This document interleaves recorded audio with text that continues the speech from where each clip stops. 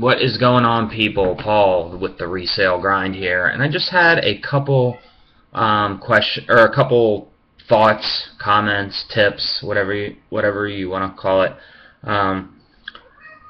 Actually, going to start off with, I just watched a guy. I'm not going to say his name. Does videos on here.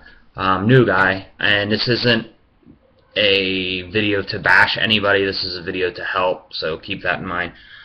This particular guy was posting what he sold or what he bought, what he paid for it, and what he paid for certain items and what he made on it, profit afterwards. He was selling some game systems, and he purchased like the game systems for, I don't know the exact totals offhand, but it was like, say he paid $10 for a game system, some video game system. He'd sell it for $25, let's say. But after profit, he would only make, like, after fees and everything, he'd only pay or make $5 because he wasn't charging for shipping. You got to make sure that you got to make sure that when you're doing this, for bigger items, you really should be charging for shipping. eBay does like you to have free shipping, but we charge for shipping on our heavier items. On our smaller paper items and stuff, we do not charge shipping because it's usually like $2 or under to ship. But you have to either keep that in mind when you're listing something and either charge them for shipping, or you need to add that onto your price. So if you know it's going to be $20, if you want $20, say $25 for something, and you know it's going to be $15 to ship, then you need to ask $40 for it. This guy, I feel bad for him. I don't know if he's probably not a full-time guy, but if you want to do this full-time, you can't be buying stuff for $10 and only making $5 profit on it. You will end up going broke if your profit margin is so low. Time is money, and with the time it takes you to bubble wrap a game system or whatever, maybe box it up, send it. I mean, you're really making no money. So keep that in mind, and once again, this isn't a bashing video or anything. This is just to help. This is just a guy I just noticed. So, keep that in mind. The other thing is, when you do this full-time like we do, I think some people don't really realize, but be prepared to have to deal with buyers that, I don't know how to word this. I don't want to say idiots, but basically be ready to eBay is really geared more towards the buyers, which is really sad. I sold a very expensive item not that long ago, and a guy said he didn't get it. I had the tracking number. It said it was in transit. You're going to find that with the Postal Service too. When you send international, sometimes it will say it's in transit for a long time. It takes, and a lot of these international buyers don't understand that, sometimes they can get something within a few days to a week, and sometimes it takes 3 weeks up to a month to get it. So, lately we've had a few issues with international buyers. I still would recommend that everybody sells international because you're going to they're willing to pay a lot more for things that they can't get there. But lately, I've had people that are filing complaints when they check the tracking, it says it's still in transit.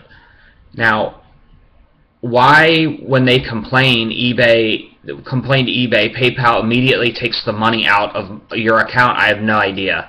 I sold an expensive item. The guy complained even though it said it was in transit, so he really had no reason to complain because I have proof that I sent it. And, PayPal immediately took the money out of my account, made my PayPal account minus, had to go through all this stuff to get it fixed. So you will have headaches. If anybody listening wants to comment and had any similar experiences, let me know. But it's a pain when you do this full-time. Remember, or if you're thinking about doing this full-time, remember that you are going to have to deal with a lot of headaches in this business. It's just like working at a retail store or something like that where you have customer complaints and returns. Some days it seems like, some weeks it seems like you constantly getting a case filed against you. We always work our cases out before eBay has to get involved. You don't want eBay to get involved. eBay has a system that you and the buyer can comment to each other, and it's just through eBay. So if they, if eBay has to take over, they have record of all the, the correspondence back and forth. But a lot of people will file a complaint for something that's not even, not even a bad situation, if that makes sense. So you have to be prepared for all that. And a lot of times PayPal will immediately take the money, no questions asked. They will take it out of your account. It could be $1,000. They will take it out of your account and put it on hold until it's investigated, and sometimes that can take a couple of weeks. So just be prepared for that. I try to not keep a lot of money in my PayPal account, but they still will take it out whether you have it in there or not. And then if you're minus, it really can screw things up. But just keep that in mind. With all the transactions that we do, 99% of the time there's not a problem, but it's that 1% that can really piss you off and just really give you a hard time. But overall, it's definitely a job that I wouldn't want to do anything else, and I love to do. But just be prepared to have to deal with different things like that. Like I said, if anybody's had any experiences of people filing complaints that were like wrongful complaints or wrongful, another thing is like the people leaving like the horrible feedback, and there's a way that you can report the buyer when they leave you bad feedback, and I've done that before, but eBay really does nothing to do that. And you'll learn when you do eBay long enough that they really are geared more towards the buyer. The sellers, we really don't have a lot of say, but it's the game we have to play to be on eBay and to sell on eBay. So yeah, any questions or comments, please let me know. I hope everybody's doing well and making lots of sales. I got a ton of work to do today. Busy week. So that's it. Paul with the Resale Grind. I'll catch you later.